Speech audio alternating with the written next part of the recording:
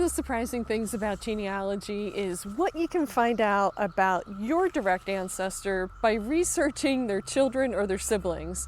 In this episode of Your Pennsylvania Ancestors, I'm going to do a quick review of everything I found out researching John Curry's children and John Curry's siblings. These people were a part of his life, and they have details that are going to help me research William and Mary Curry and find out more about them. I'm going to let it be a surprise for you what I found out. No spoilers. I'll cover what resources I used. I'll cover what websites I used, what I found, why I pulled the records that I pulled for these individuals. And the question is it really worth doing all this extra research? Did I really find out enough to make it worthwhile? Let's find out. My next step is to take this family tree, which is very basic at this point. I just have the information from John Curry's last census and his death certificate and his marriage record in here. So I am going to fill out the remainder of John Curry's children and then also fill out the information for his siblings under William Curry and Mary Toner. So here we go.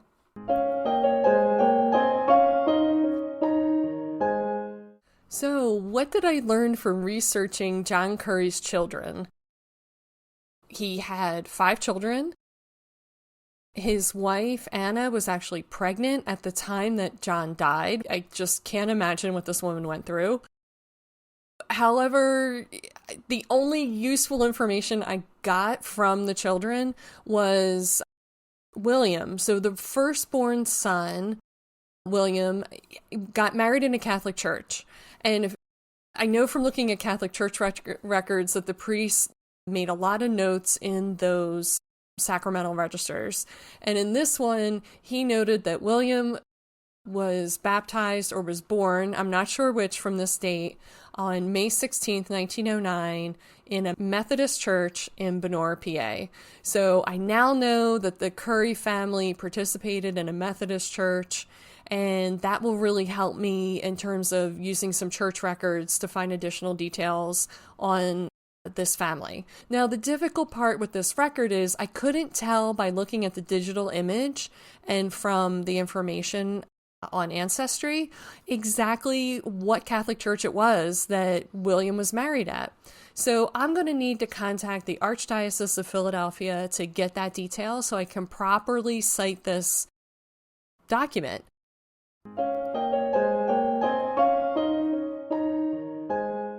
Now, moving on to John Curry's siblings, I found this obituary in a newspaper called The Democratic Watchman in Bellefonte, PA. John Curry was one of 7 children, and he had 6 sisters. They're all listed here in the obituary. We have Mrs. James Bailey, Mrs. Harry Dorman, Mrs. Boyd Rossman, Mrs. John Steele, Mrs. Paul Rossman, and Mrs. Edward McCulley. So that gave me an immense amount of help. I could translate the information that I had in the census for John's sisters to who they married and their spouses were. It was really great. And I also found out from this obituary that John was born in Axeman on 20th December 1889. Another key piece of information, hopefully tied with the Methodist information that I learned about his firstborn son, will really help me. And I also solved the mystery of where John was buried. So I knew John had been taken to either Bellefonte or Lock Haven. In this obituary, they say that he's buried in Gray's Cemetery. This is a cemetery attached to Gray's Methodist Church. So we have that Methodist tie again.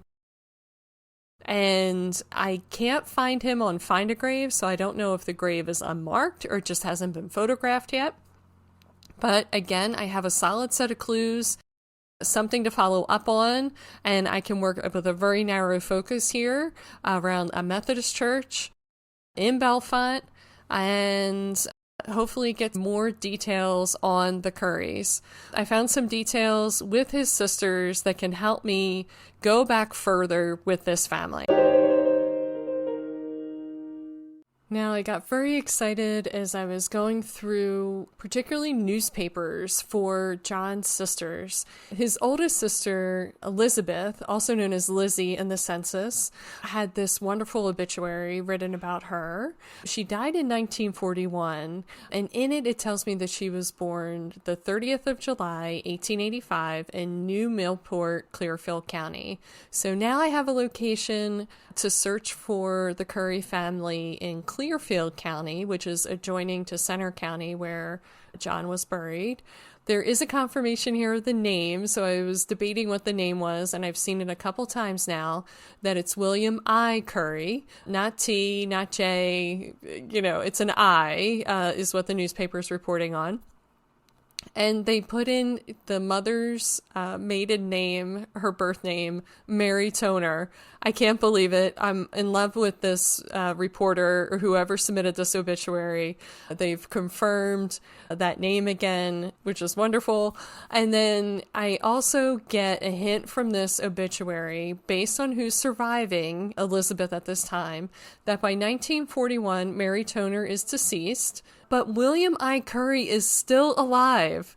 So I will be able to find a death certificate in Pennsylvania if William Curry died in Pennsylvania, because those are available publicly up to 1970. And I'm very excited about this because those death certificates tend to have a lot of information in them. Hopefully one of William Curry's children will provide that information on maybe who his parents are, and that might help my research.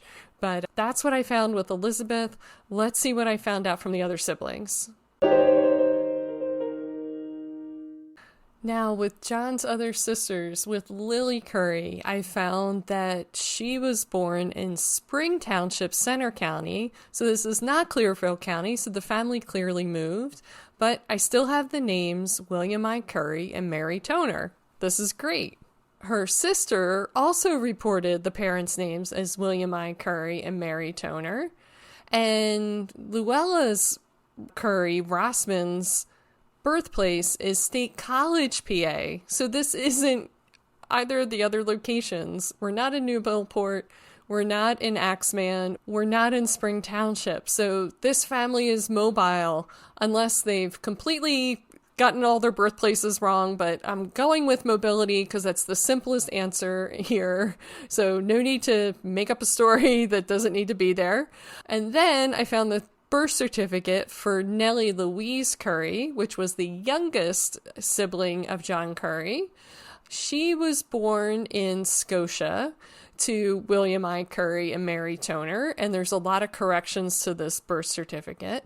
I find out she's child number 10, so not all the children lived, which was very common at the time, so I've got some more birth and death certificates to look up for this family, which I hopefully can find in the county registration. So this isn't a state-level birth certificate, this is a county-level certificate that started in 1893. I'm excited about this, looking for these to help track down where this family's living throughout these counties. So I have William I. Curry, and his birthplace is given as New Millport, which we know is in Clearfield County. So that's great. I'm back to Clearfield County.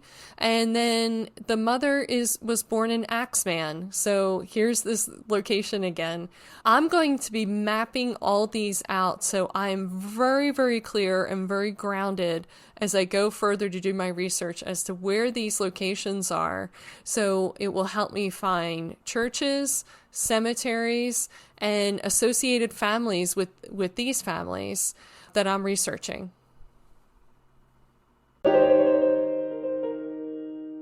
So that was a quick run through. I wish it was all that quick and effortless. At least it looked like that, hopefully, as you watched it. In the next episode, I will have reviewed some county histories, and I'll highlight through those what I found important to help me, again, go further back in time with this research. One of the problems I ran into doing genealogy is I rushed too far, too fast, and ended up stuck or confused among my people. A lot of the people I have very common names in the areas where they lived, and I always got confused between people. I feel like half my tree is named like John or Mary. I decided to slow down and read some history, get some context, and summarizing everything that I found out. So this is Denise Allen with PAAncestors.com, and I'd love to hear if this episode helped you discover your Pennsylvania ancestors. You can find me at PAAncestors.com, and I'll see you over there.